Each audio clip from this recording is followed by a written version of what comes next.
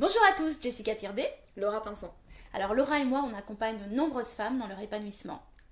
Et à travers cet accompagnement, on s'est rendu compte qu'il y avait un blocage qui revenait quasiment tout le temps.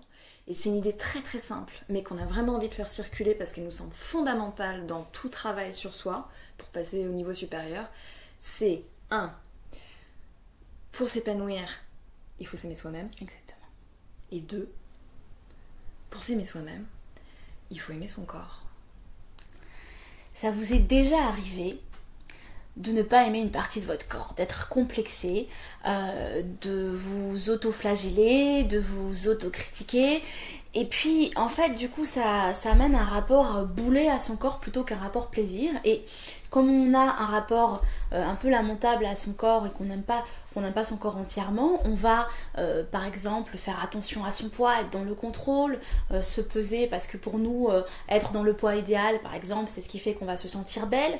On va avoir un rapport au shopping qui va faire qu'on va passer des heures et des heures à choisir et à trouver les meilleurs fringues qui vont nous mettre en valeur, et puis de toute façon ça va jamais nous convenir, donc on va en racheter d'autres, ou encore un rapport à la bouffe, à la nourriture, qui est lamentable parce qu'en fait on se sent pas bien déjà dans son corps, donc on va continuer à manger, et puis en fait on va manger, donc on va se sentir mal, et c'est un cercle vicieux, et on va entretenir ce rapport boulet à son corps finalement. Et en faisant ça, donc on est en restriction permanente, en tension permanente, en punition, on perd une énergie phénoménale avec ce cercle vicieux-là. Ça nous handicape dans le rapport à l'autre aussi, parce qu'on est moins à l'aise, on a moins envie, on est plus fragile et plus en dépendance aussi. Et c'est quelque chose qu'on a clairement traversé l'une comme l'autre, et qu'on a vu changer au fil des années, notamment grâce au tantra. Et à force d'intégrer certaines pratiques, il y a quelque chose qui a changé dans le rapport à notre corps. Exactement.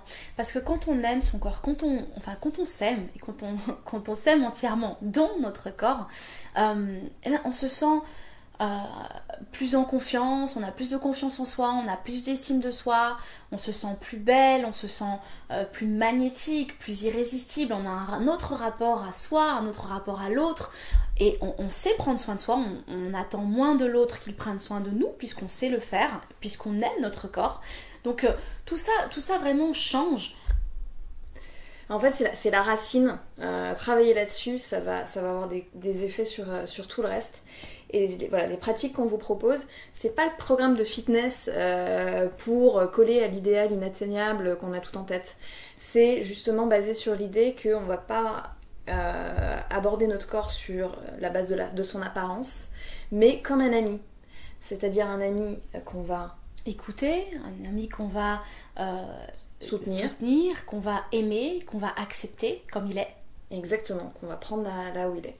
Donc ces 3 pratiques qui nous semblent essentielles, fondamentales à intégrer dans le quotidien pour arriver à ça. Voilà, donc on a sélectionné pour vous 3 rituels tantriques avec amour. L'idée c'est que vous rentrez votre email afin qu'on vous envoie tout ça, et puis on vous retrouve de l'autre côté.